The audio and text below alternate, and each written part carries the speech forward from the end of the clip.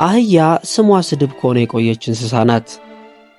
የዚች በዓለም ሁሉ የምትገኝ እንስሳ የሕይወት ታሪኳ በአብዛኛው ተመሳሳይ ነው።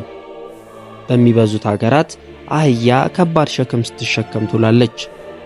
ደክሟት ለማረፍ ብትፈልግና ሸብረክ ብትል እንኳን በዱላ የሚመታት እንጂ እስቲ አረፍ በይ የሚላት የለም። ጀርባዋ በሸክም ብዛት የቆሰለ፣ እግሯ በጭነት ብዛት የተብረከረከ፣ ዱላ ያስመረራት፣ እረፍት የናፈቃት እንስሳ ናት።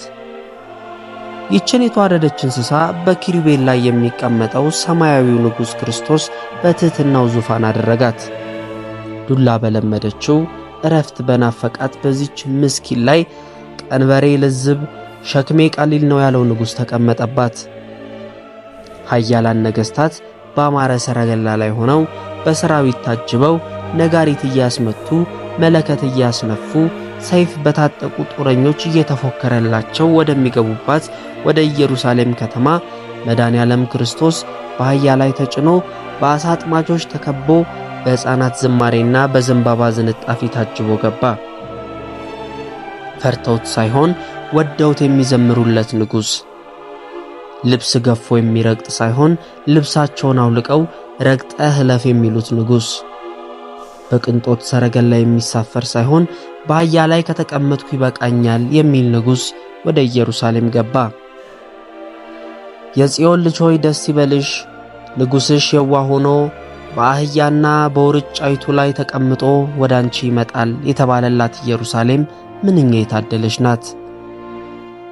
የዋህና ትሑት ንጉሥ ያላት አገር፣ ከተማይቱን እያየ የሚያለቅስላት ንጉሥ፣ መልካምነቱን ለመሸፈን የሚፈልጉ ሰዎች ስለ እሱ አትናገሩ ቢሉ እንኳን የቢታንያ ድንጋዮች አፍ አውጥተው የሚመሰክሩለት ንጉሥ፣ የታሰሩትን አስታውሶ ያስፈልጉኛል ፈታችሁ አምጡልኝ የሚል ንጉሥ የነገሰባት፣ ዘንባባ ተይዞ ስለ ሰላም የተዘመረባት፣ ሰላምሽ ዛሬ ነው የተባለላት ያቺ ከተማ ምንኛ የታደለች ናት!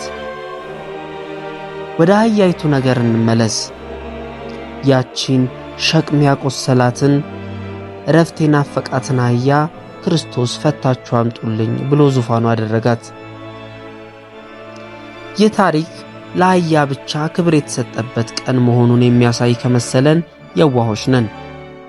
አህዮች አንብበው የማይጽናኑበት ወንጌል ላይ ይህ ክስተት የተጻፈው ለእኛ እንጂ ለምንም አይደለም።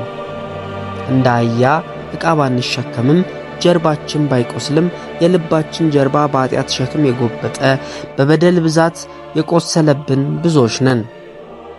መቼ ነው ይህን የኃጢአት ሸክም አራግፌ እርፍ የምለው እያለን የምንሰቃይ ሞልተናል። መድኃኔዓለም ያኔ የላካቸውን ካህናት ዛሬም ወደኛ ልኮ ፈታችሁ አምጡልኝ ብሎ እኛንም ቢያስፈታን ምን አለ? ለነገሩ የኛ የኃጢአት ማሰሪያ እጅግ ትብትብ ያለ ስለሆነ ካህናቱም ከኃጢአት ማሰሪያ እግዚአብሔር ይፍታ ሲሉ እንሰማቸዋለን።